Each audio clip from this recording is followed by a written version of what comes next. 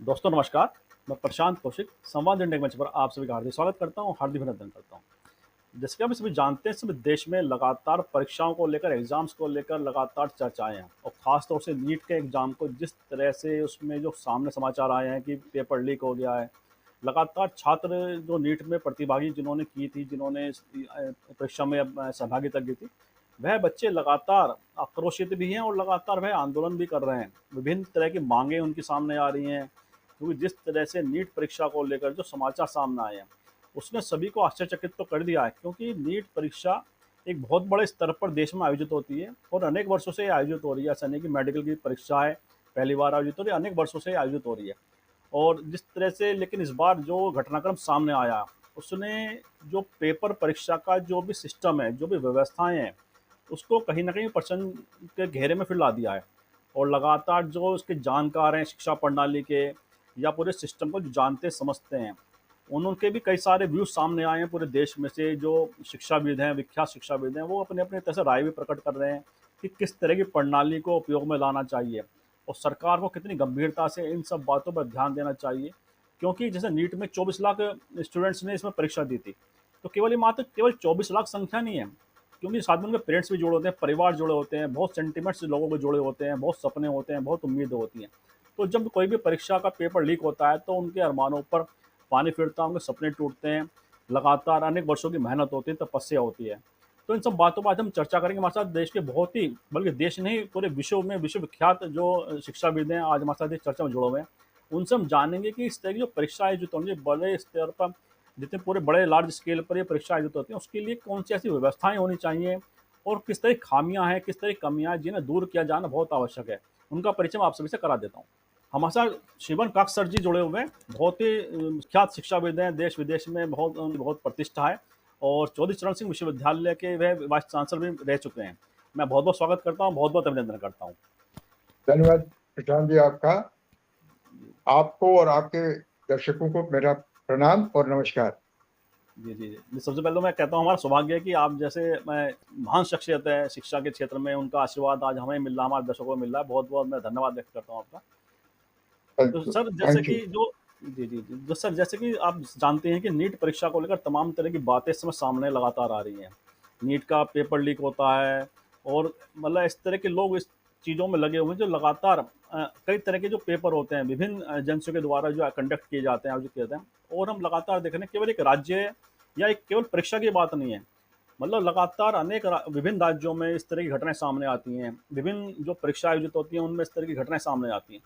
तो अगर नीट तो वर्तमान का एकदम मुखर ऐसा विषय बन चुका है जिसने सभी की चिंताएं बढ़ा दी हैं, उसको लेकर आप किस तरह से देख पा रहे हैं इस पूरे विषय को, क्योंकि आप पूरे शिक्षा जगत से जुड़े रहे हैं, अनेक वर्षों तक आपका अनुभव है, रहे हैं इसमें क्या कमियां आती हैं, क्या खामियां आती हैं जो इस तरह की घटनाक्रम में हुआ है। प्रसाद जी, देखिए, सबसे बड़ी बात ये है कि जहाँ पर भी संख्या बहुत रहेगी और बच्चों की संख्या बहुत रहेगी और इसलिए स्टेक्स काफी हाई रहेंगे। और दूसरी बात है कि आप देखिए कि ये 24 लाख छात्र 1 लाख सीट के लिए, 1,10,000 सीट के लिए कम्पीट कर रहे थे, तो एक सीट के करीब करीब 24 दावेदार हैं। तो इसलिए कंपटीशन बहुत हाई है। और दूसरी बात है कि ये नीट एग्जाम जो है वो साल में एक बार होता है। अगर साल में मतलब किसी से ये छूट गया या किसी इसमें कोई उत्तीर्ण नहीं हो पाया तो उसका साल भर गया। अगर इसी एग्जाम को 2 या 3 बार कराया जाए तो संख्या कम हो जाएगी, नंबर 1। नंबर 2, अगर खुदा न खास्ता कोई ये हो जाए, हादसा हो जाए, कोई पेपर लीक हो जाए, तो ज़्यादा लोग इफ़ेक्ट नहीं होंगे। मगर मैं ये चाहूँगा कि सबसे पहले तो हमको ये व्यवस्था करनी होगी कि पेपर लीक ही ना हो। और पेपर लीक ना हो, इसका सबसे बड़ा ये है कि अगर जितने कम से कम लोगों के हाथ में उसके बारे में जानकारी हो, उतना वो बेटर है। कहने का मतलब है कि अगर इसमें ह्यूमन फैक्टर को बहुत ही मिनिमाइज़ किया जाए, तो ह्यूमन फैक्टर को मिनिमाइज़ करने से आपका एक्सपोज़र जो है वो कम हो जाता है। दूसरा जो फैक्टर है वो ये है कि जो क्वेश्चन पेपर निकल रहा है, वो क्वेश्चन पेपर क्या प्रिंटेड क्वेश्चन पेपर है या क्वेश्चन पेपर ऐसा है कि सिर्फ आपका आंसर शीट प्रिंटेड है और उसमें जो बबल्स हैं उस रेफरेंस क्वेश्चन पेपर का डाल के आप बबल्स डाल दें तो उसके हिसाब से आपका चेकिंग होगा और उसकी कॉपी जो है वो स्टूडेंट भी रख सके। तो उससे ये होगा कि हम पारदर्शिता भी ला पाएंगे, स्टूडेंट को भी मालूम है कि मैंने क्या चॉइस लिया है और साइमल्टेनियसली जो क्वेश्चन है वो उसी समय उसके कंप्यूटर पे आए। अगर क्वेश्चन उसी समय उसके कंप्यूटर पे आए तो फिर पहले से वो क्वेश्चन बाहर होने का कोई अंदेशा ही नहीं। अब कहा ये जा सकता है कि साहब हिंदुस्तान में इंफ्रास्ट्रक्चर इतना स्ट्रांग नहीं है, हिंदुस्तान में इसकी व्यवस्था सही नहीं है, इसलिए इसको कैसे किया जाए।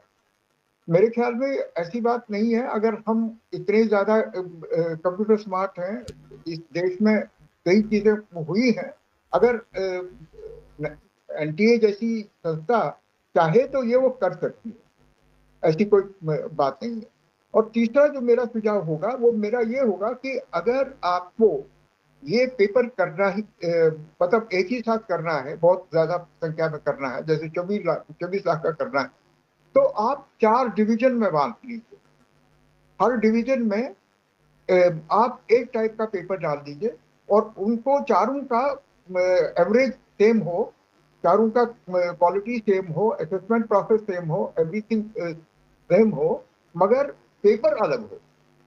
जैसे हम जनरली क्या करते हैं, जब भी हम मल्टीपल चॉइस क्वेश्चंस को स्टूडेंट्स को देते हैं तो उनमें आंसर्स और क्वेश्चंस को परमुटेट करते हैं ताकि एक दूसरे के आसपास जो बैठा हुआ है उसको सेम क्वेश्चन नंबर से वो न जान पाए।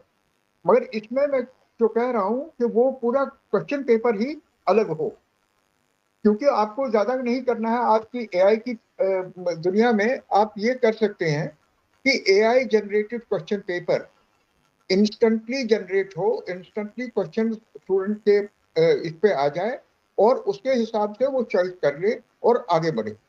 अगर मान लीजिए उस 1 मिनट में या 1.5 मिनट में या 2 मिनट में, जब जितना भी आप टाइम रखें उस क्वेश्चन सॉल्व करने के लिए, तो उसके हिसाब से उसका प्रोसेस जो है वो बबल कर ले, उसके बाद आगे बढ़ जाए। अगर उसको ये करना हो कि कोई क्वेश्चन को रिवाइज करना हो तो रिवाइज का टेबल अलग से हो, तो फिर वो ऑन डिमांड वो क्वेश्चन वापस दे सकता है। तो इस तरीके से एआई एनेबल जो वेब बेस्ड टेक्नोलॉजी है उसको यूज करके हम पेपर लीक को कंप्लीटली मिटा सकते हैं।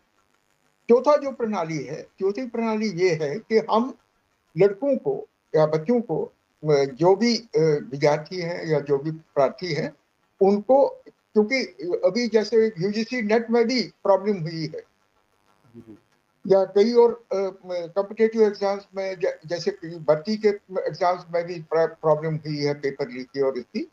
तो मेरा ये सुझाव है कि अगर हम उनको एक एक बैचेस में बांट दें और उन बैचेस में ऐसे ऐसे पेपर बना दें ताकि वो पेपर उनको अगर पेंसिल से भी सॉल्व करना पड़े तो उसी सेंटर पे वो पेपर मिले, दूसरे सेंटर पे उसका सेम पेपर नहीं हो, दूसरा पेपर हो।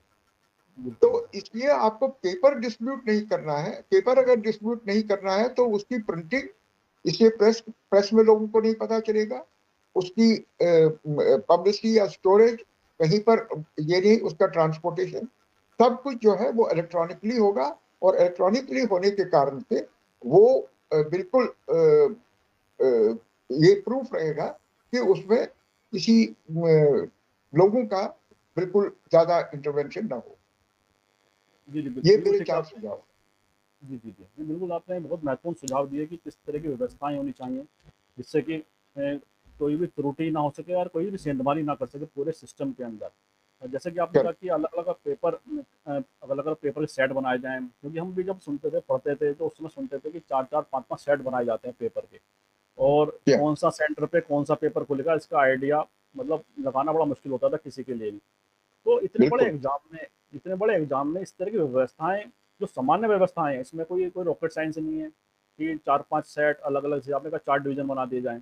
तो जब मतलब इस तरह की व्यवस्थाएं बनाने में, इतनी बड़ी परीक्षा कंडक्ट करने के अंदर ऐसी व्यवस्थाएं अमल में क्यों नहीं लाई जाती हैं, और जब ऐसी घटनाएं घट जाती हैं उसके बाद इन सब बातों पर विचार होता है, जबकि ये जो चीज़ें पहले हो जानी चाहिए, इसमें कुछ मतलब नीतिगत कमियां हैं, क्या हैं, क्या सिस्टम है, क्या दिक्कत है? मेरे ख्याल में ऐसी बात नहीं है, जेई भी कंडक्ट कराते हैं, ये सीबीएसई का भी कंडक्ट कराते थे। कहीं न कहीं कोई ऐसी देखिए प्रशांत जी, सबसे पहली बात तो ये है कि हमको ये समझना पड़ेगा कि जो मनुष्य है, मनुष्य को अगर लालच है तो कोई भी व्यवस्था को भंग किया जा सकता जी। है। जैसे अभी एलन मस्क ने कहा कि एनीथिंग कैन बी हैक्ड, वो जी। Anything can be hacked provided the people are liable for hacking.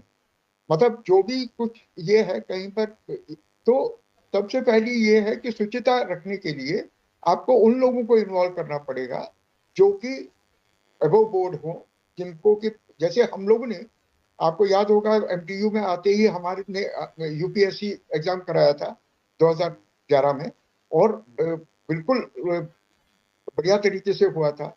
या मैं करीब करीब 6 साल तक सीमैट के साथ जुड़ा रहा, एआईसीटी कंडक्ट कराती थी, और कभी भी कोई पेपर लीक नहीं हुआ, और उसमें भी 2 लाख 2.5 लाख के आसपास स्टूडेंट बैठते थे। हम भी करीब करीब 200 सेंटर्स पे वो कराते थे, और कंप्यूटर बेस्ड ही था। मैंने कई जगह जगह पे उससे भी बड़े बड़े एग्जाम किए हैं। जेई हो रहा है, जेई मेन हो रहा है, जेई एडवांस हो रहा है, वो भी एग्जाम किए जाते हैं। जेई में आज तक सिर्फ एक बार पेपर लीक हुआ है, और उसको भी उन्होंने विद इन 15 डेज नया एग्जाम करा लिया। और ये इसमें मेरे ख्याल में नीट में कहीं कोई ऐसी ये व्यवस्था को थोड़ा बदलना पड़ेगा, समझना पड़ेगा कि कहाँ पे चूक हुई है। क्योंकि मैं उसके साथ इन्वॉल्व नहीं हूँ, इसलिए मैं कोई गेस नहीं कर सकता, और मेरे लिए गेस करना ठीक भी नहीं होगा। क्योंकि मैं ये समझता हूँ कि समझदार लोग हैं, जानकार लोग हैं, और विश्वसनीय लोग हैं जिन्होंने इसको हैंडल किया होगा। मगर कहीं पर भी कोई भी अगर त्रुटि है तो उसको समझना, जांच जांच पड़ताल करके उसको पूरी तरीके से मिटा देना ही अच्छा होगा। और मेरे ख्याल में इनको सबसे ज्यादा जरूरी ये था कि शुचिता लाने के लिए जो ही इनको पता चला कि कहीं पर भी इसमें कोई गंभीर ये हुआ है, तो उसको रद्द करके नया करना चाहिए था। लोग ये बता सकते हैं लोग कि भाई मुश्किल से 10,000 लोगों के लिए हम 24 लाख लोगों को क्यों फिर से ये करें, एग्जाम कराएं। ये भी सही बात है, मगर जो साथ में वो ग्रेस मार्क का बात हुआ, उसके कारण से, या जो जिस तरीके से रिजल्ट आया और रिजल्ट के बाद ये हुआ, तो उस चीज को अवॉइड करने के लिए उसका बेस्ट तरीका था कि इसको फिर से दोबारा कंडक्ट कराया जाता। जैसे नेट में, यूजीसी नेट में उन्होंने तुरंत डिसीजन ले लिया कि ये है, अभी तो एग्जाम हुआ ही था, और उनको जहां अंदेशा हुआ कि इसमें कोई गड़बड़ी हुई है, तो उन्होंने तुरंत डिक्लेयर किया कि रद्द होगा और दूसरा फिर से होगा। मैं समझता हूँ उसमें भी बच्चे उत्तेजित हुए, उसमें भी बच्चों को आघात हुआ, बट शुचिता मेंटेन करने के लिए वो बेटर स्टेप था। जी, बिल्कुल ठीक कहा आपने, शुचिता मेंटेन करना ही सबसे बड़ा एक कार्य होना चाहिए व्यवस्था के लिए, सिस्टम के लिए। और जैसा आपने कहा कि बिल्कुल। दोबारा से री-एग्ज़ाम होना चाहिए, चाहे बच्चे की डिमांड, कितने बच्चों की डिमांड हो उसमें, चाहे कम संख्या हो, चाहे ज़्यादा संख्या हो। लेकिन बात ये थी किसी के साथ भी अन्याय नहीं होना चाहिए, किसी के साथ भी ऐसा कोई नहीं होना चाहिए जिसको लगे कि मेरी प्रतिभा के साथ वहाँ पे अन्याय हो गया है। ये बड़े सवाल हैं, बिल्कुल। और अगर हम देखें पूरे सिस्टम की व्यवस्था को देखें, और ये लगातार घटनाएँ सामने आती हैं। विभिन्न प्रदेशों के अंदर भी ऐसी घटनाएँ होती हैं, एग्ज़ाम्स को लेकर तमाम तरह की बातें होती हैं। तो उसके बाद भी जो सरकारें हैं, चाहे वो कोई भी राजनीतिक पार्टी हो, कोई भी राजनीतिक दल हो, या सरकार किसी की भी हो, तो उनके प्रति कुछ गंभीरता में उससे कुछ कोई कमी मतलब रहती है। नहीं है। जी, जी, हाँ, ये सरकार पॉलिटिकल से ये, मतलब नहीं है। हाँ, हाँ, जी, जी। तो इसमें ये कुछ देखिए, गंभीरता, जो प्रयास गंभीरता से होना चाहिए, क्या सबकी कार्यशैली सरकारों की एक सी रहती है, जो इस तरह की घटनाएँ विभिन्न प्रदेशों में सामने आ जाती हैं? मेरे ख्याल में सरकार का इसमें ज्यादा रोल नहीं है। जितनी भी संस्थाएं हैं वो स्वायत्त संस्थाएं हैं, और उनमें जो तरीका अपनाया जाता है वो भी काफी पारदर्शी रहता है। मगर मैंने जैसे कहा कि इस चीज को एक आगे लेवल बढ़ाने की जरूरत है। क्यों? क्योंकि आजकल जमाना है कंप्यूटर हैकिंग का, आजकल जमाना है सोशल मीडिया का, आजकल जमाना है कि कहीं पर भी कोई भी चीज ज्यादा ये सुरक्षित रखना बड़ा चैलेंज का काम है। तो इसलिए उसको हमको उस तरीके से करना होगा कि इन सब चीज़ों के बावजूद हम किसी को उसमें एक्सेस ना मिले, और जिसको भी एक्सेस मिले वो तुरंत अलार्म हो और वो पता चले कि हाँ, किसी ने नॉन ऑथराइज्ड एक्सेस किया है। देखिए प्रशांत जी, सबसे बड़ी बात ये होती है इलेक्ट्रॉनिक्स में या कंप्यूटर्स में कि अगर कोई भी चीज एक को ऑथराइज है तो वो वही कर सकता है। जैसे बैंकिंग में आपने देखा होगा कि वो सिर्फ अपने अंगूठे से या फिंगरप्रिंट से ही आप अपना अकाउंट चला सकते हैं या वो अकाउंट चला सकते हैं इवन इन ब्रांचेस। तो उसी तरीके से इसमें भी सिर्फ उन्हीं लोगों को एक्सेस मिलना चाहिए जिनका की गारंटीड हो, जिनको पहचाना हो, और क्योंकि वो फिर रजिस्टर्ड होगा कि किसने ये किया और किसने नहीं किया, तो वो फिर पकड़ा जा सकता है। तो जब लोगों को ये पता चलेगा कि मैं पकड़ा जाऊंगा, तो गड़बड़ी होने की का अंदेशा कम है। तीसरी बात, जब हम कोई भी ऐसा इम्तिहान करते हैं या कोई भी ऐसी कॉन्फिडेंशियल सिक्योर चीज है, तो उसमें मल्टी लेयर सिक्योरिटी होनी चाहिए। मल्टी लेयर सिक्योरिटी का मतलब है कि सिर्फ एक आदमी के पास उसकी चाबी नहीं होनी चाहिए, उसकी मल्टीपल ये होनी चाहिए, वो पूरी एनकोडिंग होनी चाहिए, ताकि एनकोडिंग एक जगह से ना हो, डिस्ट्रीब्यूटेड एनकोडिंग हो, और ताकि इसको हम इस तरीके से कंट्रोल कर पाए जब तक कोई एक स्पेसिफिक टाइम, स्पेसिफिक जगह पे सबको न मिलाया जाए, तब तक वो नहीं खुल सके। ये होना चाहिए। बिल्कुल ठीक कहा आपने, बड़ी महत्वपूर्ण बात आपने बात कही है कि इस तरह की कोडिंग सिस्टम होना चाहिए, विभिन्न तरह से इसकी कई लेयर में ये व्यवस्था होनी चाहिए, जिससे कि कोई भी एक करेक्ट। आदमी पूरा उसे कैप्चर ना कर सके। भिन्न तरह के उसमें सिस्टम अगर हम लेयर बनाएंगे तो निश्चित रूप से वो फुल प्रूफ व्यवस्था कहीं ना कहीं बन सकती है। जी सर, कुछ कहना चाह रहे हैं, हम करेक्ट। जोड़ना चाह रहे वो मैं ये जोड़ना चाहता हूँ, एक ऑडिट ट्रेल का मतलब होता है कि जिस भी सर्वर में, जिस भी जगह जगह पे वो स्टोर्ड है या डिफरेंट सर्वर्स पे स्टोर्ड है, तो उसको एक जगह पे लाने से पहले हर एक को उस सर्वर को ये करना पड़ेगा, एक्टिवेट करना पड़ेगा, और जो जो भी उस सर्वर को एक्टिवेट कर सकता है उन सब की भागीदारी होगी, उन सब की रिस्पॉन्सिबिलिटी होगी उस चीज की। हैं। जी जी, ये बात करने जी जी, बहुत इंपॉर्टेंट एडवाइस है, ये बहुत महत्वपूर्ण सुझाव है, और निश्चित रूप से सरकार का या जो भी पूरे सिस्टम को देख रहे हैं, जो कंडक्ट करते हैं परीक्षा, उन्हें इस पर ध्यान देना चाहिए। और सर, जो पूरी जैसे हम बात करते हैं, जो भी पेपर लीक की जब घटनाएं सामने आती हैं, तो लगातार ये कहा जाता है कि बड़े कानून कड़े बनाए जाएंगे और ऐसे लोगों को कानून के दायरे में लाया जाएगा और कड़ी सजा मिलेगी। तो ऐसे कौन से लॉ, ऐसे कौन से कानून बन सकते हैं जो कड़ी से कड़ी सजा का इसमें प्रावधान हो, या मतलब कौन से ऐसा जो डर हो लोगों में कि अगर हम ऐसा कुछ काम करते हैं, कार्य करते हैं, तो हमें बड़ी सजा इसमें मिल सकती है। तो कानून में जो वर्तमान के जो कानून है, क्या उसमें बदलाव की आवश्यकता आप देख पा रहे हैं? हाँ बिल्कुल, बहुत ही ये है, क्योंकि सबसे बड़ी बात ये है प्रशांत जी, आज तक हम लोगों ने जैसे एक टाइम था जबकि हम लोगों को कहा गया कि डेटा इज किंग। डेटा आज की तारीख में बहुत ही एक बहुत बड़ी चीज हो गई है, क्योंकि डेटा का वैल्यू, जितना ज्यादा डेटा है उतना उसका वैल्यू बढ़ता जाता है। आपने देखा होगा कि लोगों के पर्सनल डेटा लीक हो जाते हैं, लोगों के पर्सनल डिटेल्स लीक हो जाते हैं, जिसके कारण से वो वल्नरेबल हो जाते हैं कि उनके बैंक में या कई चीजों में। इसी तरीके से हेल्थ डेटा है, इसी तरीके से आपका एजुकेशनल डेटा है, इसी तरीके से आपका फाइनेंशियल डेटा है, इसी तरीके से आपका मूवमेंट डेटा है। तो कई चीजें हैं, क्योंकि एक तो चीज ये है कि हमको आत्मनिर्भर होना पड़ेगा डेटा सिक्योरिटी में, डेटा एप्लीकेशन में, और डेटा स्टोरेज में। हमको डेटा सर्वर्स अपने यहाँ रखने होंगे ताकि बाहर के इन्फ्लुएंस से उनको थोड़ा शील्ड किया जाए। दूसरी बात जो कानून में होना चाहिए वो ये है कि जो हम इंफ्रास्ट्रक्चर है, जो क्रिटिकल इंफ्रास्ट्रक्चर है, उस क्रिटिकल इंफ्रास्ट्रक्चर को सेव करने के लिए हमारे पास कोई कानून नहीं। उसको कानून को लाने के लिए बहुत जरूरी है। आज की तारीख में आपने सुना होगा कि एक बार पूरे बम्बई में, साउथ बॉम्बे में बिजली चली गई थी, और वो बिजली ट्रिप हुई थी क्योंकि कई चीजें। तो इसी तरीके से कम्युनिकेशन नेटवर्क है वगैरह। आपको याद होगा कि आजकल भारतवर्ष में अपना हम लोगों ने 5G सिस्टम क्रिएट किया है, एंड टू एंड वो क्रिएट किया है, जिसके कारण से अब हम वो 5G इंडिजिनस वाला डेवलप करके डिप्लॉय कर सकते हैं। ऐसे स्टेप्स हमको लेने पड़ेंगे और इसको करने के लिए हमको शायद सबसे बड़ी बात ये है कि वो कानून लाना पड़ेगा कि क्रिटिकल इंफ्रास्ट्रक्चर को कैसे प्रोटेक्ट करें और उसमें स्ट्रिक्ट से स्ट्रिक्ट प्राविधान हो, क्रिमिनल प्रोसीजर हो और क्रिमिनल ये हो कि ताकि उसका जो निस्तारण है, उसका जो जजमेंट है, उसका जो कोर्ट प्रोसीडिंग है, वो शॉर्ट टाइम में, बहुत ही 10 मिनट में, सॉरी 10 दिन में या 1 महीने में कंप्लीट करके उसको ये किया जाए ताकि दंड और इसकी भागीदारी बहुत बढ़े।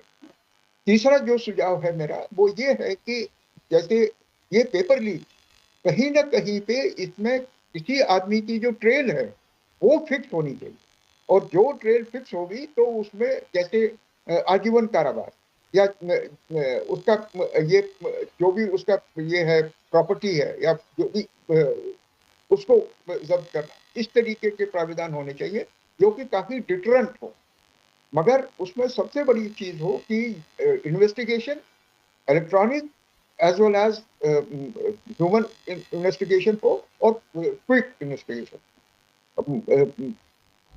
माइंड टाइम फिक्स हो, एप्लीकेशन फिक्स हो और रूल बने तो रूल के हिसाब से काम हो। जी, बिल्कुल ठीक कहा आपने। हमें इसमें बड़ा सीरियसली काम करना पड़ेगा गवर्नमेंट को भी, सरकार को भी लगातार ऐसे कोई नियम और पूरी व्यवस्था को, जैसा आपने कहा कि जो टेक्निकल बातें आपने कही हैं उसको अप्लाई करनी पड़ेंगी, क्योंकि पूरी जब इस सिस्टम को हम फूल प्रूफ बना सकते हैं और तकनीक के ज़माने में तो तकनीक का ही सहारा लेना पड़ेगा और तकनीक के द्वारा ही इस पूरी सेंधमारी को रोकने के लिए पूरा इंतजाम भी करना पड़ेगा। और जैसे सर्वर की आपने बड़ी महत्वपूर्ण बात कही कि सर्वर जब हम देखेंगे सारे, या 5G की बात आपने कही, और अगर इंडिया में भारत के अंदर ही पूरा ये व्यवस्थाएं बन जाएं तो विदेशी जो सिस्टम है उसमें उस पर निर्भर नहीं रहना पड़ेगा हमें, और निश्चित रूप से उसका काफ़ी फ़ायदा देश को मिल सकता है। अगर सर्वर यहाँ पे होंगे हमारे तो आराम से हम चीज़ों को पकड़ भी सकते हैं अगर कुछ गड़बड़ झाला उसके अंदर होता है, और बहुत जल्दी उसे हम रिजॉल्व भी कर सकते हैं, जल्दी उसे चीज़ों में सोल्यूशन भी कर सकते हैं। तो साथ में अगर बच्चों की बात करें, उनके पेरेंट्स की बात करें, क्योंकि लगातार आप शिक्षा से अनेक वर्षों से जुड़े रहे हैं और सीधे स्टूडेंट से आपका संवाद लगातार अनेक वर्षों का रहा है, तो ऐसे में जो उनकी मानसिकता होती है, उनके जो साइकोलॉजी पर इस तरह की घटनाओं का क्या फ़र्क पड़ता है, क्या प्रभाव पड़ता है? क्योंकि आपने लगातार बच्चों के बीच में रहकर उनको काउंसलिंग भी की है, उनको मतलब आगे बढ़ने के लिए प्रेरित भी किया है, और साथ में पेरेंट्स का जो होता है, तो पेरेंट्स की भी बड़ी तपस्या होती है बच्चे को, क्या वो कंपटीशन एग्जाम का बच्चा देने जाता है, तो पूरे बच्चों को और बच्चों की साइकोलॉजी को और पेरेंट्स को, मतलब पूरे उसकी साइकोलॉजी को आप किस तरह समझते हैं और इस तरह घटनाक्रम का उन पर क्या प्रभाव पड़ता है? देखिए सबसे बड़ी बात तो है कि आजकल बच्चों को भी मालूम है कि कितना कंपटीशन है, तो वो दिन रात एक करके पढ़ते हैं, दिन रात एक करके मेहनत करते हैं और अपना सब कुछ झोंक के वो तैयारी करते हैं। और उसके बाद अगर उनको ये पता चले कि भाई एग्जाम रद्द हो गया या पेपर लीक हो गया या हमारे को डिसएडवांटेज कोई मिल हो गया, तो उस चीज को देखते हुए मेरे ख्याल में उनका मनोबल टूट जाता है। उनका सबसे बड़ी चीज है कि उनकी आशा जो सिस्टम से है वो खत्म हो जाती है। और तीसरी जो महत्वपूर्ण बात है, उनका अपना आत्मविश्वास बिगड़ने लगता है कि अगर वो एक बार, दो बार, तीन बार ऐसे हो जाए उनके साथ तो वो खराब चीज है। उसके साथ में जैसे आपने सही में शुरू में कहा कि ये सिर्फ 24 लाख लोगों की, बच्चों की बात नहीं है, उनके परिजनों की बात है, उनके भाई बंधु की बात है, उनके हिसाब से उनके जो सहपाठी हैं, उनके जो बाकी लोग हैं, जान पहचान के लोग हैं, मित्र वगैरह है, तो उनको भी इसका धक्का लगता है, वो भी इससे कुछ ना कुछ आघात महसूस करते हैं। मेरे ख्याल में इसमें कहीं कोई भी ये नहीं है कि ये बहुत बड़ी एक विडंबना है कि हम अपने बच्चों को इस तरीके से, एक तो मैं ये कहूँगा कि प्रशांत जी, हमको अपने एग्जाम सिस्टम के बारे में भी बहुत विस्तार से सोचने की जरूरत है कि क्या ये कंपटीशन एग्जाम, देखिए अगर कॉम्पिटिटिव एग्जाम्स को एक दूसरे तरीके से लिया जाए, सिर्फ क्वेश्चन पेपर बेस्ड ना हो, तब आपका कई चीजें बच सकती हैं। और ऐसी बात है कि कई जगह पे ये सब चीजें व्यवस्थाएं हो रही हैं, होती हैं और हो सकती हैं।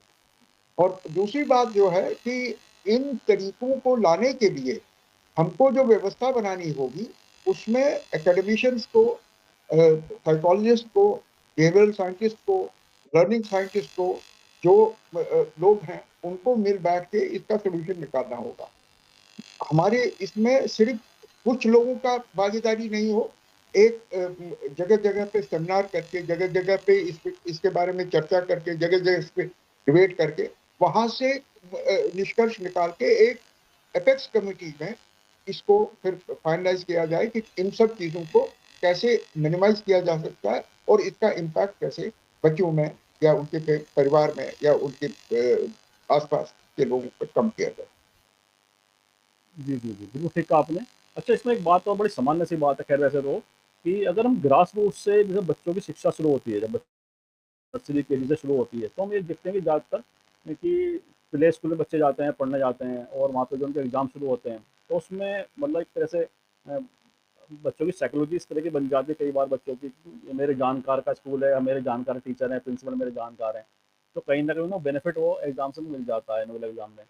तो इस अगर हम ग्रास रूट पे इसको काम करना शुरू करें कि जब पेरेंट्स की साइकोलॉजी हो, चाहे बच्चे की साइकोलॉजी हो या टीचर स्टाफ की साइकोलॉजी हो, कि एग्ज़ाम एग्ज़ाम है, उसमें किसी भी तरह की पार्शियलिटी या किसी भी तरह की हेल्प करना, मतलब किसी भी तरह से ना नैतिकता है, ना मोरल है, मतलब किसी तरह की इसमें गुंजाइश ही नहीं होनी चाहिए। क्योंकि अगर हम वहीं से बिल्कुल, बेस अगर हमारा साइकोलॉजिकल रूप से स्ट्रॉन्ग हो गया कि ये एग्ज़ाम हम एग्ज़ाम देने जा रहे हैं और उसमें किसी की हमें सहायता की आवश्यकता नहीं है, चाहे उसमें पास हो या फेल हो या हमारे नंबर कैसे भी आएँ। अगर हम इस पे ग्रास रूट से काम करना शुरू कर दें, माहौल बनाना शुरू कर दें समाज के अंदर, तो शायद क्या इन तरह की चीज़ों को हम रोक सकते हैं जो आगे जाके क्योंकि बड़ी बन जाती हैं कि हर आदमी का ग्रास रूट से ही अगर विभिन्न पड़ाव पर हम मदद ले लेते हैं या कहीं से पेपर की नकल कर लेते हैं या कुछ भी कर लेते हैं, तो उस तरह का बड़े एग्जाम में भी उस तरह की एक आदत हैबिट हो जाती है कि कहीं ना कहीं वो उस तरह का माध्यम ढूंढता बिल्कुल, है जहाँ पर उसे बिल्कुल हेल्प मिल सही, सके। तो अगर हम बिल्कुल ग्रास सही। रूट से इस पे काम करना शुरू करें सामाजिक स्तर पर, सरकार के स्तर पर, व्यवस्थाओं के स्तर पर, तो क्या इसको हम मेंटली भी साइकोलॉजी भी हम उसमें कुछ बेनिफिट कर सकते हैं बच्चों का? हाँ, बिल्कुल। देखिए, क्योंकि सबसे बड़ी बात ये है कि आदमी मतलब जो भी बच्चा है, उसको ये एक तरीके से ये मिलना चाहिए, विश्वास मिलना चाहिए कि ये अंतिम ये नहीं है, लक्ष्य नहीं है। जीवन में कई इम्तिहान आएँगे, कई इम्तिहान ये होंगे, तो इसलिए इसको डू एंड डाई वाला सिचुएशन नहीं होना चाहिए, किसी भी एग्ज़ाम। नंबर 1, नंबर 2, जो भी अभिभावक हैं, जो भी उनके माता-पिता हैं, उनको भी ये समझना चाहिए कि असीम अपॉर्च्युनिटीज़ हैं, असीम संभावनाएँ हैं मनुष्य के। मैं तो ये कहता हूँ कि कई लोग ऐसे हैं, आज तक प्रशांत जी आपने कभी देखा है कि जो टॉपर होते हैं, वो कितना सक्सेसफुल होते हैं और जो टॉपर नहीं होते हैं, वो कौन से ज़्यादा सक्सेसफुल होते हैं। तो इसलिए ये तो एक सामान्य चीज़ है, हर आदमी को पता है। हर जिसने इम्तिहान दिया है, जो किसी भी क्लास में पढ़ा है, उसको मालूम है कि उसके क्लास में कौन टॉपर था और उसकी क्या वो कहाँ पहुँचा और वो खुद कहाँ पहुँचा। तो इसलिए ये समझ लेना कि सिर्फ़ इम्तिहान ही सब कुछ है, वो ठीक नहीं है। आपका कैरेक्टर, आपका सोचना, आपके सोचने का तरीका, आपका एटीट्यूड इतना ज़बरदस्त चेंज ला सकता है आप में, आपके आस-पास के पूरे वातावरण में। और सबसे बड़ी बात ये है कि एक छोटी-सी सफलता को लेके अगर आप बाकी चीज़ों को दरकिनार करते हैं, तो उससे आपका अपना जो क्षति होती है, वो बहुत बड़ी। इसलिए इस चीज़ को लाना, इस चीज़ को समझाना, इस चीज़ को हमारे करिकुलम में लाना बहुत बड़ी बात है। मैं जी, 40 साल 42 साल पढ़ाया हूँ, तो मैं जानता हूँ कि बच्चों को अगर ये पता चले कि ये टीचर स्ट्रिक्ट है, बहुत कम नंबर देता है, मगर बिल्कुल सबके साथ बराबर सलूक करता है, तो वो कभी भी आपको चैलेंज नहीं करेंगे कि आपने मेरे को नंबर क्यों कम दिए। आप उनको पेपर दिखाइए, उनको कन्विंस करिए कि ये यहाँ पे आपकी गलती है, वो गलती सुधारेंगे। और सबसे बड़ी मेरी बात जो है, वो सबसे आगे फिर एक चीज़ इस पे आती है कि इम्तिहान की तरह मतलब वो डू एंड डाई वाला फिलॉसफी स्कूल्स भी, कॉलेजेस भी और यूनिवर्सिटीज़ भी खत्म कर दें। उसके बदले हमको ये सोचना पड़ेगा कि हम जो सीख रहे हैं, वो क्यों सीख रहे हैं, कैसे सीख रहे हैं, उससे हम क्या लाभ दे सकते हैं अपने लिए और सोसाइटी के लिए और पूरे मनुष्य जाति के लिए। इस धरती पे हम आए हैं, तो हमारे को कुछ बड़ा उद्देश्य होना चाहिए। सिर्फ एक इम्तिहान के लिए हम पूरा ये नहीं कर सकते। बिल्कुल ठीक कहा आपने, बिल्कुल ठीक कहा कि बच्चों को समझना होगा और पेरेंट्स को समझना होगा कि कोई भी एग्ज़ाम लास्ट एग्ज़ाम में नहीं होता, या कोई भी ऐसा कोई मापदंड लास्ट नहीं है जहाँ पे आपकी रास्ते आपके बंद हो जाते हैं, नए रास्ते खुलते हैं, नई बहुत सारी असीमित संभावनाएं हैं जीवन में, भविष्य में। तो आप एक जगह अगर असफल होते हैं तो दूसरी सफल भी हो सकते हैं, ये भी हमें समझना पड़ेगा। इसके लिए किसी तरह के गलत कामों को आप फ़ायदा ना उठाएं, गलत तरीके को या ना अपनाएं, जिससे कि आपकी खुद की आत्मा भी चोट पहुंचे गलत तरीका अपनाकर। बिल्कुल। जी, कुछ कहना चाह रहे थे? नहीं नहीं, बस जी, जी। मेरी तरफ से आपको, आपके जो श्रोतागण हैं उनको मेरा फिर से यही ये है कि मनुष्य जो है वो बहुत कुछ कर सकता है। वो सिर्फ एक छोटे से इम्तिहान के लिए अपने आप को विचलित न करे। ये ठान ले कि मेरे को अपने लिए ही सिर्फ नहीं जीना है, पूरे इसके लिए जीना है, कम्युनिटी के लिए जीना है, देश के लिए जीना है, तो वो बहुत कुछ कर सकता है। जी, जी। मैं आपको अपना व्यक्तिगत एक अनुभव शेयर करता हूँ। मेरी मदर टीचर रही थी और मैथ की टीचर थी वो। हम बचपन से देखते थे उनके पास काफ़ी सारे पेरेंट्स आते थे ना बच्चों को लेके कि भई आप हमारे बच्चों को ट्यूशन दे दीजिएगा, उन्हें पढ़ा दीजिएगा। तो हमेशा वो मना करती थी कि मैं ट्यूशन किसी को नहीं दूँगी। आप मेरे पास बच्चों को, अब चाहे बच्चा कितनी बार आ जाए, क्लास में कितनी बार हम्म, पूछ ले मुझसे, कहीं कोई मुझे कोई दिक्कत नहीं है। घर पे वो कितनी बार आ जाए पूछने कोई भी सवाल, कोई भी क्वेश्चन, लेकिन ट्यूशन नहीं पढ़ाऊँगी। तो कई बार हम पूछते थे, मम्मी ट्यूशन क्यों नहीं पढ़ाते, सब टीचर ट्यूशन पढ़ाते हैं। तो वो कहती थी कि अगर मैं ट्यूशन मैंने लेना शुरू कर दिया तो कहीं न कहीं बच्चों की जो, उन्हें लगेगा कि ये हमें एग्ज़ाम्स में या क्लास के अंदर कहीं न कहीं हमारा फ़ेवर करेंगी, और मैं ऐसी कोई भावना ना उसमें पैदा करना चाहती हूँ, और ना ही मेरा कोई ऐसा कार्य है कि मैं उनको फ़ेवर करूँ उनके उनकी असफलताओं को लेकर भी। बहुत सही, तो इसलिए बहुत सही। जी, जी। तो उनका मैं मतलब आज तक हमें उनकी चीज़ें हमें भी प्रेरणा देते हैं कहीं न कहीं, बिल्कुल पूरी विषय की समीक्षा करें। तो जो आप व्यवस्थाओं को और क्या सुझाव देना चाहते हैं, और खास तौर से पेरेंट्स को भी क्या एक बात कहना चाहते हैं कि बच्चों पर अनावश्यक दबाव ना डालें, अपनी जो उनकी उम्मीदें हैं, वह बच्चों पे ऐसा दबाव ना डालें कि जैसे कि हम देखते हैं कि बहुत सारे बच्चे सुसाइड कर लेते हैं असफलताओं के ऊपर, हाँ, या बिल्कुल, विभिन्न बिल्कुल। कारणों से लगातार ऐसी समाचार सामने आते हैं कि कोचिंग करते हैं बच्चे, वहाँ पे रह रहे हैं, हॉस्टल में रह रहे हैं और सुसाइड कर लेते हैं, या विभिन्न अलग-अलग कहीं पर भी। तो इस तरह की घटनाओं की पुनरावृत्ति ना, क्योंकि बच्चों का जीवन बहुत सुरक्षित रहना चाहिए, जिनमें भविष्य की अपार संभावनाएँ उनके अंदर होती हैं। तो क्या पेरेंट्स के लिए भी कुछ आप सुझाव देना चाहते हैं, कुछ ऐसी बात कहना चाहते हैं कि वह भी बच्चों पर अनावश्यक दबाव ना डालें? पेरेंट्स के लिए तो मेरा सबसे बड़ा यही सुझाव है कि आपने बच्चे को जन्म दिया है, आप बच्चे को बहुत प्रेम से पाल रहे हैं, तो ये समझ लीजिए कि उसका भविष्य आप नहीं तय करेंगे। उसका भविष्य कई चीज़ें तय करेंगी, और सिर्फ़ एक इम्तिहान या सिर्फ़ एक कॉम्पिटिशन या सिर्फ़ एक चीज़ पार हो जाने से उसका कोई ये ख़ास नहीं होगा, भला नहीं होगा। आप समझ लीजिए कि आपको उसको एक पूर्ण रूप से अच्छा आदमी बनाना, अच्छा इंसान बनाना है, और उस चीज़ के लिए आपको उसको तैयार करना होगा।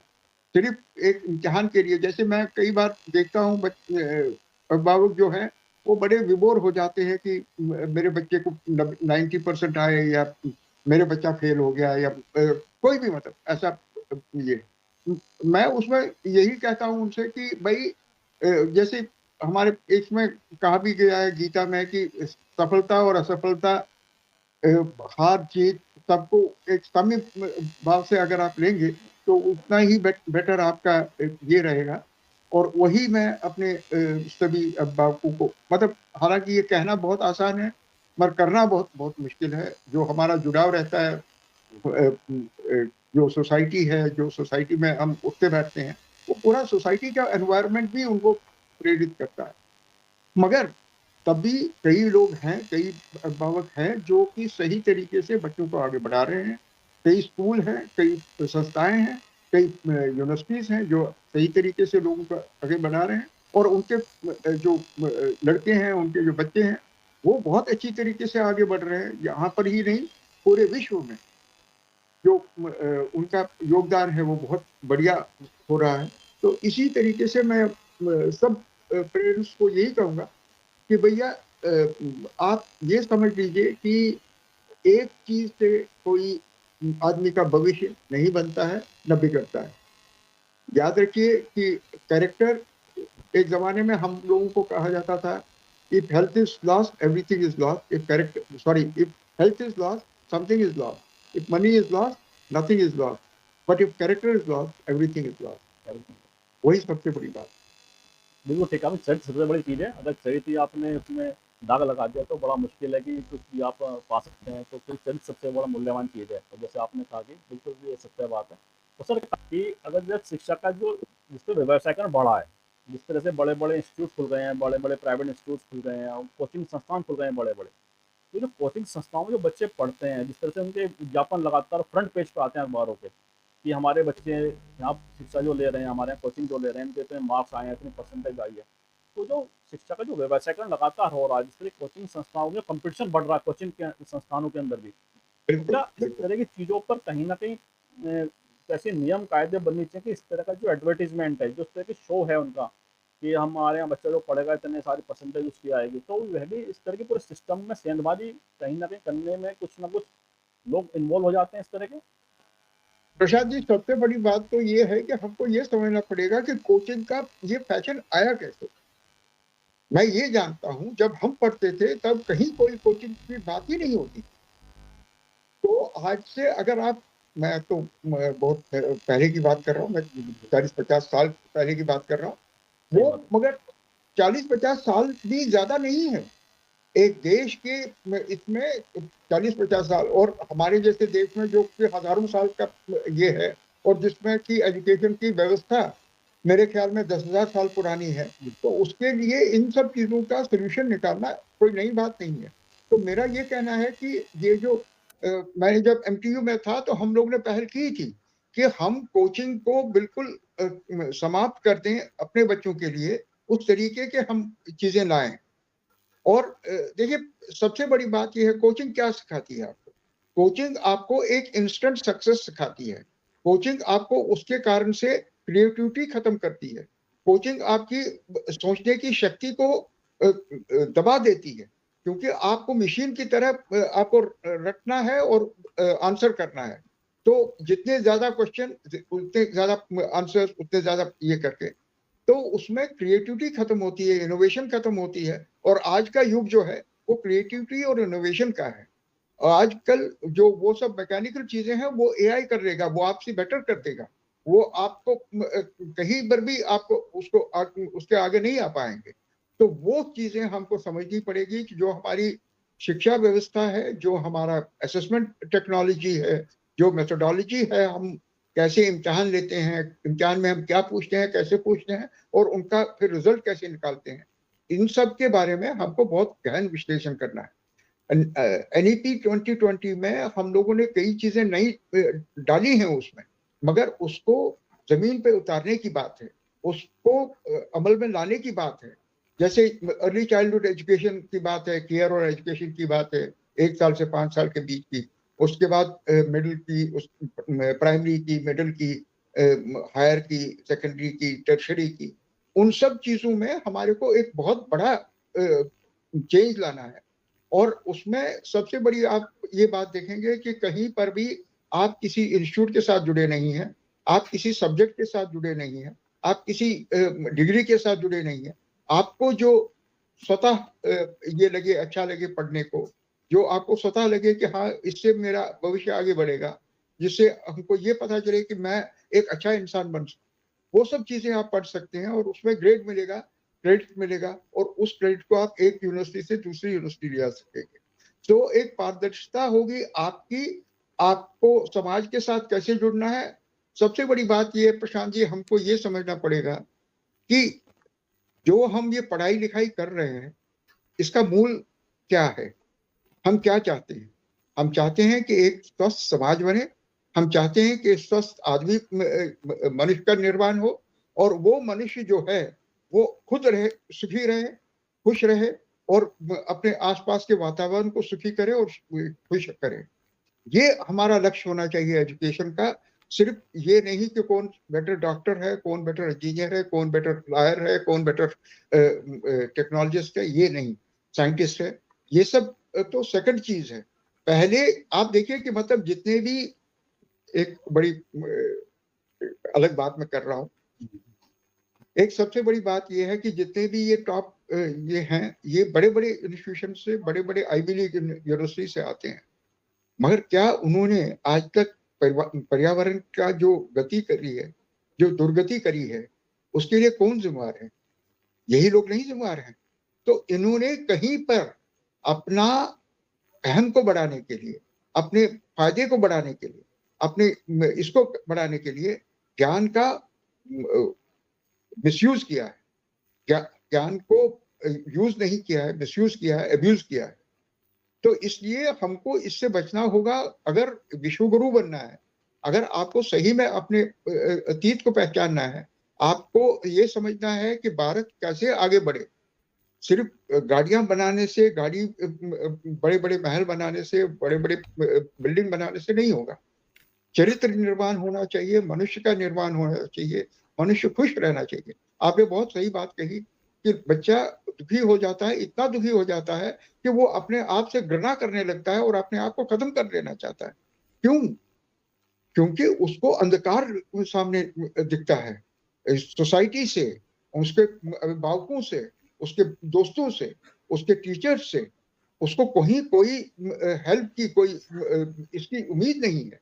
तभी वो इतना डिप्रेस्ड हो जाता है और तभी वो खुदकुशी करता है। तो हमको इस चीज के बारे में समझना पड़ेगा कि हमने कैसा समाज बनाया है, हमने किस चीज समाज में क्या हम लोगों ने अहमियत दी है और हम लोगों ने समाज को कहां से कहां पहुंचाया। जी, जी, बिल्कुल, बहुत शायद महत्वपूर्ण मैं बात ज्यादा है। बोल गया, नहीं, नहीं, बहुत शायद मैं बहुत ज्यादा बोल अच्छा। गया।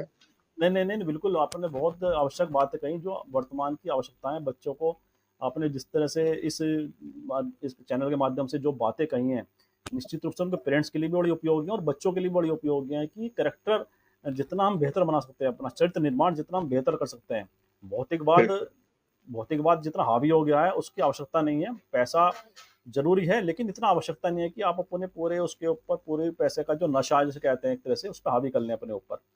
और उससे बिल्कुल नुकसान हो रहा है, समाज का नुकसान हो रहा है, खुद का नुकसान हो रहा है और साथ में देश का तो नुकसान हो। जब समाज का नुकसान हम करेंगे या अपना करेंगे तो देश का भी नुकसान होगा। और जैसा आपने कहा कि अगर हमें विश्व पटल पर अपने को पूरा स्थापित करना है, देश को भी स्थापित करना है, तो उसके लिए चरित्र निर्माण बहुत आवश्यक है, जो हमारी पुरानी परंपरा रही है, इतिहास रहा है। एक से एक महापुरुष हुए हैं। जैसे आपने कहा कि 50 साल पहले, 60 साल पहले वो व्यवस्थाएं नहीं थी समाज के अंदर, जहाँ आपने एजुकेशन प्राप्त की और इस लेवल पे पहुंचे, इतने हाई आप लेवल पहुंचे हैं, इतने आपने हाई रैंक प्राप्त किए जीवन में कि पूरे सिस्टम में आपने एक दिशा देने का प्रयास किया है उस सिस्टम में बैठकर। तो जब पुराने अगर हम समय की बात करें, जहाँ संसाधन कम थे, व्यवस्थाएं कम थी, पैसा कम था लोगों पर, जब बिल्कुल। आप लोगों ने इतनी ऊंचाई प्राप्त कर ली, तो वर्तमान में तो तमाम तरह की सुविधाएं हैं, तो हम क्यों नहीं प्राप्त कर सकते उन ऊंचाइयों को? तो ये बड़ा विषय है। जी, जी, कुछ कहना चाह रहे सर? नहीं, मैं सिर्फ इतना कहना चाहूंगा कि हमको और हमारे नेताओं को, हमारी सोसाइटी के जो बड़े बड़े ये हैं, उनको आत्मसात ये थोड़ा चिंतन करने की बात है। हमको अपनी सोसाइटी को कहाँ, क्योंकि अगर आप विश्व को कुछ नया नहीं देंगे, आप सिर्फ उसी का अनुसरण करेंगे, अनुकरण करेंगे जो बाहर हो रहा है, तो आप विश्व को कुछ नया नहीं दे पाएंगे। और अगर आप विश्व को कुछ नया नहीं दे पाएंगे, तो आपको विश्व क्यों आपके पीछे दौड़ेगा? जैसे आपने योगा देने की कोशिश की, आपने आयुर्वेद देने की कोशिश की, आपने वो व्यवस्था देने की कोशिश की जो कि बिना किसी खर्चे के, बिना किसी लागत के, बिना किसी इसके आपको स्वस्थ रख सकता है, खुश रख सकता है, आपको बेहतर बना सकता है। तो इसलिए वो इंटरनेशनली एक्सेप्ट हुआ, इंटरनेशनली लोग उसको मानने लगे।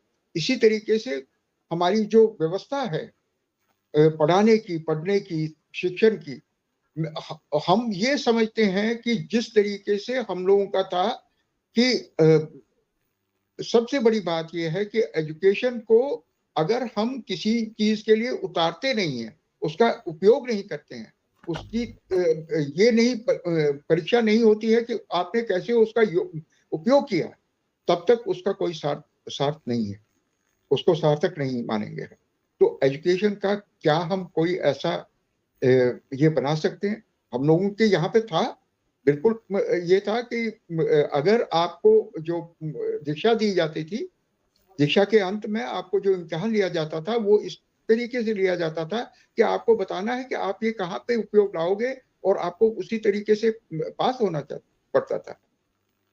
उसी व्यवस्था को इसी तरीके से मॉडर्न रूप में, मॉडर्न तरीके से हमको लाना होगा, और तभी हम विश्व को कुछ नया एजुकेशन के फील्ड में, लर्निंग के फील्ड में, नॉलेज के फील्ड में, और ह्यूमन डेवलपमेंट के फील्ड में, सिविलाइजेशन के फील्ड में दे पाए।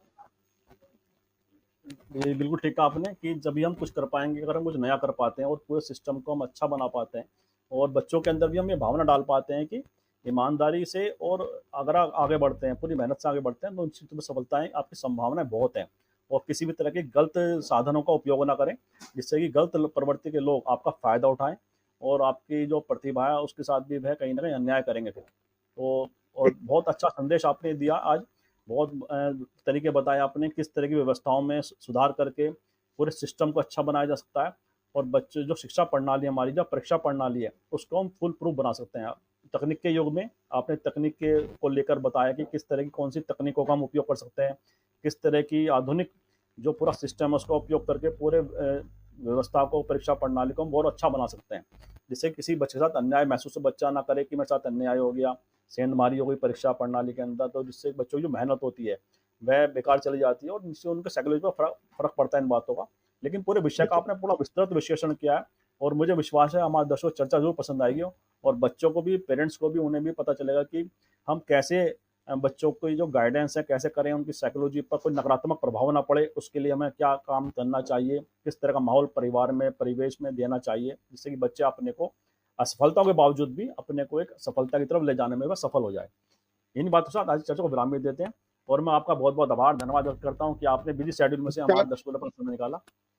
प्रशांत जी, आपका संवाद इंडिया का बहुत बहुत धन्यवाद कि आपने मेरे को बुलाया और मैं इस विषय पे आपके साथ इस चर्चा में भागीदार हो सका, और अपने जो भी मेरे विचार हैं मैंने वो आपके सामने शेयर किए। और अगर इससे 10 लोगों का भी फायदा होता है, अगर इससे कुछ भी व्यवस्था में सुधार होता है, तो मैं समझूंगा कि हमारी ये चर्चा सफल रही और अच्छी रही। आपको, आपके श्रोताओं को मेरा प्रणाम फिर से, और खुश रहें और हंसते रहें, दूसरों को हंसाते रहें, यही जीवन का सार है। बिल्कुल धन्यवाद। बिल्कुल। बहुत बहुत धन्यवाद सर, बहुत बहुत धन्यवाद सर। तो मैं आप सभी से भी आग्रह करता हूँ इस वीडियो को लाइक करें, शेयर करें, कमेंट करें, साथ ही संवाद इंडिया चैनल को सब्सक्राइब के साथ बेल आइकन जरूर दबाएं, जिससे संवाद इंडिया के अपडेट आपको समय से मिलते रहे। आप सभी का बहुत बहुत धन्यवाद, बहुत बहुत धन्यवाद।